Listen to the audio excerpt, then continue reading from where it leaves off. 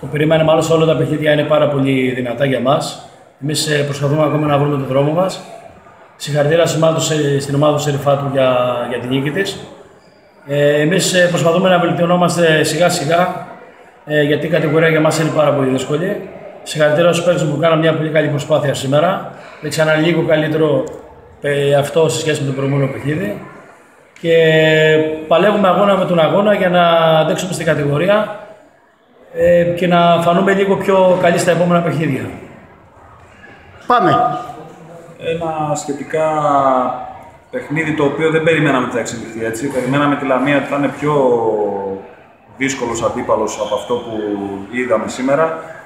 Το σκάουτινγκ που είχαμε κάνει στο παιχνίδι με τον Άρη Νικαίας μας έδειξε κάποια στοιχεία που δεν τα παρουσίασε σήμερα η ομάδα της Λαμίας. Είχαμε προετοιμαστεί για αυτά, αλλά με τη ροή του παιχνιδιού μας δόθηκε η ευκαιρία τελικά να χρησιμοποιήσουμε όλο το ρόστερ της ομάδας και να μπορέσουμε να δώσουμε ευκαιρία να παίξουν και οι νεότεροι αθλητές μας.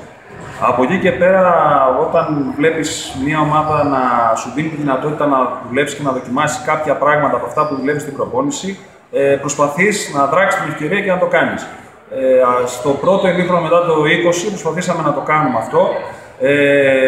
Δείξαμε κάποια στοιχεία από αυτά που θα δουλέψουμε και στο υπόλοιπο του πρωταθλήματος, όσον αφορά τον ευθυδιασμό, όσον αφορά την γρήγορη σέντρα και τα συστήματα τα οποία δεν μπορέσαμε να τα υλοποιήσουμε στο 100%. Παρ' όλα αυτά, είμαι ευχαριστημένος από την προσπάθεια που κάναν τα παιδιά, αν και θα πρέπει, όπως τους έχω τονίσει, να είναι πιο συγκεντρωμένοι σε κάθε παιχνίδι, γιατί δεν κερδίζουν μόνο τον αντίπαλο, κερδίζουν και κομμάτι του εαυτού τους, του αυτοσεβασμού τους και εμπειρία. Αυτό είναι το πιο σημαντικό. Αυτό που τόνισα και στην προηγούμενη αγωνιστική είναι ότι προσπαθούμε να γινόμαστε καλύτεροι από παιχνίδι σε παιχνίδι. Θεωρώ ότι, όχι θεωρώ, είναι de facto ότι το πρωτάθλημα μόλις ξεκίνησε και πρέπει να δείξουμε και να δώσουμε στον εαυτό μας ότι μπορούμε να καταφέρουμε το περισσότερο και το καλύτερο κάθε φορά. Αυτό θα ήθελα να πω. Συγχαρητήρια και στην ομάδα της Λαμίας για την προσπάθεια που κάνει και εύχομαι να είναι το ίδιο ανταποδοτική όπως είναι και για τη δικιά μας ομάδα. Ευχαριστώ πολύ. Ο αρχηγός της ομάδας της Θείας Λαμίας, Γιώργος Καραουνάκης.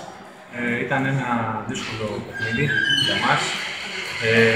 Σε δύο αγωνιστικές παίξαμε με δύο ομάδες που λογικά θα διεκδικήσουν την άνοδο. Εμείς ο στόχος μας είναι να είμαστε έτοιμοι στα παιχνίδια που πρέπει, είναι να σωθούμε. Σίγουρα δεν μπορούμε να αντιπεξέλθουμε σε τέτοια παιχνίδια με τέτοια εμφάνιση. Συν της άλλης ότι αρχίζουμε σιγά σιγά τώρα να γινόμαστε ομάδα και πιστεύω στις επόμενες αγωνιστικές να δείξουμε ένα καλύτερο πρότυπο. Και συν της άλλης να πούμε και ένα ευχαριστώ στο Σεριφάτο για τη φιλοξενία και πιστεύω να το ανταποδώσουμε στο δεύτερο γύρο. Ο Βασίλης Κολοκυθάς εκ μέρους του Σεριφάτου.